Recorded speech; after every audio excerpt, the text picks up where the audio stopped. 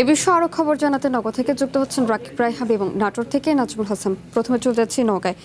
রাকিব, নিহতদের পরিবারের সদস্যদের বর্তমান পরিস্থিতি কেমন দেখছেন? তাদের কি কোনো দাবি আছে কিনা সরকারের কাছে, সেই সম্পর্কে একটু জানাবেন।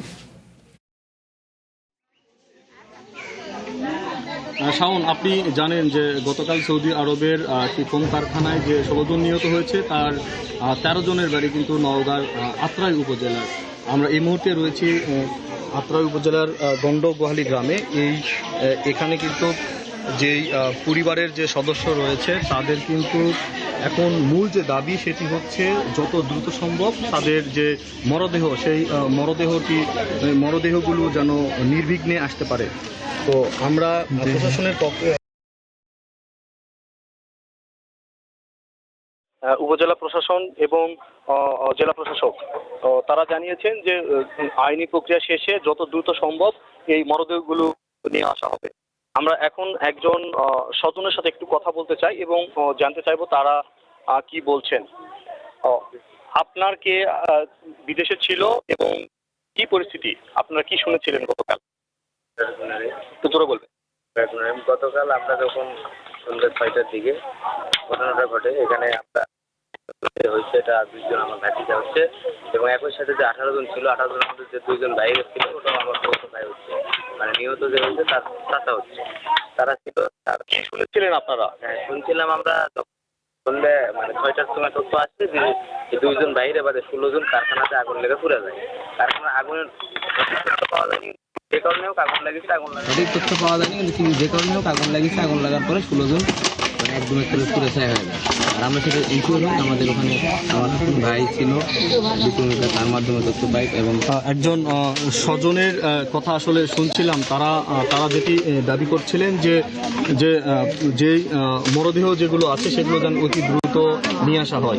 শাওন, মোটামুটি এমনটাই ছিল আমার কাছে এই নওগাঁ থেকে এই সৌদি আরব কারখানার দুর্ঘটনার সবশেষ খবর। রাকিব, আপনাকে ধন্যবাদ। এবারে যাচ্ছি নাটোরে নাজমুলের কাছে। নাজমুল, এই বিষয়ে প্রশাসনের কর্মকর্তারা কি কোনো ধরনের পদক্ষেপ গ্রহণ করেছে কিনা বিস্তারিত একটু জানাবেন।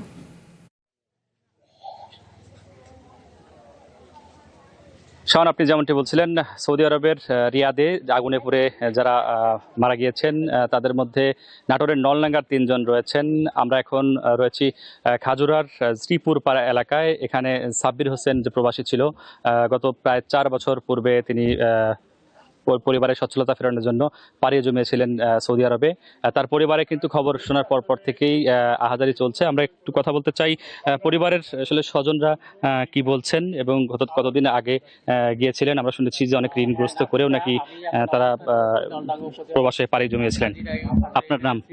আমার নাম রাব্বানি মোহাম্মদ পুরমানিক। আমার ছেলে হয়। আমরা চাই যে 4 বছর আগে সাব্বির গেছিল বিদেশ, ভাগ্য পরিবর্তন করার জন্য ঋণ পেয়ে দিয়ে পেটাছিল, ঋণ টিন শোধ যায়নি। এখন ভাগ্যের লীলা খেলায় সৌদি আরব ইন্তিকাল করে। আমি চাই যে লাশটা দ্রুত সরকারের কাছে অনুমোদন করে চাই যে আমার লাশটা দ্রুত আমার সাল আমার কাছে দিয়ে বেড়ে। আমরা আরো একজন স্বজনের সাথে কথা বলতে চাই যে আপনার কি হয়? আমার ছেলে। আপনি কি চান এখন? কতদিন আগে গিয়েছিলেন? বিয়ে করেছিলেন কি? হ্যাঁ, বিয়ে করেছে। কতদিন আগে সৌদি গিয়েছে? সৌদি গেছে 3.5 বছর হচ্ছে, প্রায় 4 বছর হয়ে যাচ্ছে। কত টাকা খরচ হয়েছিল? 6 লাখ টাকা। এই দিন করে? হ্যাঁ। এখন কি চান আপনারা? আমরা চাই যে সরকার যেন আমার সাওয়ালে আমার বুকের ধন আমার বুকের জন্য ফিরিয়ে দেয়, এটাই চাই। আমরা পরিবারের সাথে কথা বলছিলাম। নাটোরের নলডাঙ্গা উপজেলার যে 3 প্রবাসী যুবক তারা পাড়ি জমিয়েছিলেন সৌদি আরবে। এই সৌদি আরবের যে রিয়াদে যে সোফা কারখানায় আগুন, সেই আগুনে নিহত হয়েছেন এই নলডাঙ্গা উপজেলার 3 জন রয়েছে। খবর পাওয়ার পর পরিবারের ব্যাপক শোকের মাতম চলছে, স্বজনরা এসে আহাজারি করছেন। তবে উপজেলা প্রশাসনের কর্মকর্তা আমাদেরকে জানিয়েছেন যে সার্বিকভাবে এই পরিবারকে সহযোগিতা, যে কোনো ধরনের আর্থিক এবং যে কোনো ধরনের সার্বিক সহযোগিতা করতে উপজেলা প্রশাসন প্রস্তুত রয়েছে। পাশাপাশি জেলা প্রশাসক আমাদেরকে জানিয়েছেন যে জেলা প্রশাসক সার্বিক খোঁজখবর নিয়েছেন এবং তাদের পাশে দাঁড়াবেন। শাওন, এই ছিল নাটোর থেকে সর্বশেষ। নাজমুল, আপনাকে ধন্যবাদ। সৌদি আরবের রাজধানী রিয়াদে সোফা কারখানায় হত্যাকাণ্ডে নিহত পরিবারের খবর জানছিলাম নওগাঁ এবং নাটোর থেকে।